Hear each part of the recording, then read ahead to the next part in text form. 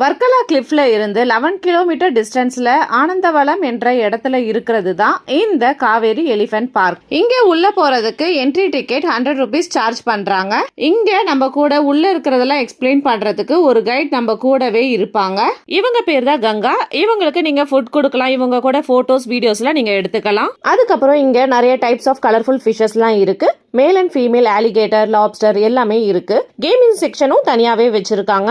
இங்க முள்ளம்பன்றி, பச்சோந்தி, அப்புறம் ஒரு குட்டி பைத்தான் இருக்கு. ஒரு 50 rupees அந்த மாதிரி கொடுத்தீங்கன்னா நீங்க பைத்தான கையில வச்சே போட்டோ வீடியோஸ் எடுக்கலாம். இங்க இருக்க யானைக்கெல்லாம் ஒரு பேர் வச்சிருக்காங்க. இங்க கியூட்டா டான்ஸ் ஆடுறாங்களா, இவர் தான் கேசவன், இவரு ஆனந்த பத்மநாபன். அது மட்டும் இல்லைங்க, இங்க டக்ஸ்லயே கொஞ்சம் வெரைட்டிஸ்லாம் இருக்கு. ஆஸ்ட்ரிச், சீமோ, இங்க நிறைய பேரட்ஸ் எல்லாமே இருக்கு. பேர்ட்ஸ் கூட எல்லாம் போட்டோஸ் எடுக்கிறதுக்கு 50 rupees சார்ஜ் பண்றாங்க. VR கேம்ஸ் அதுக்கும் 50 rupees சார்ஜ் பண்ணுவாங்க.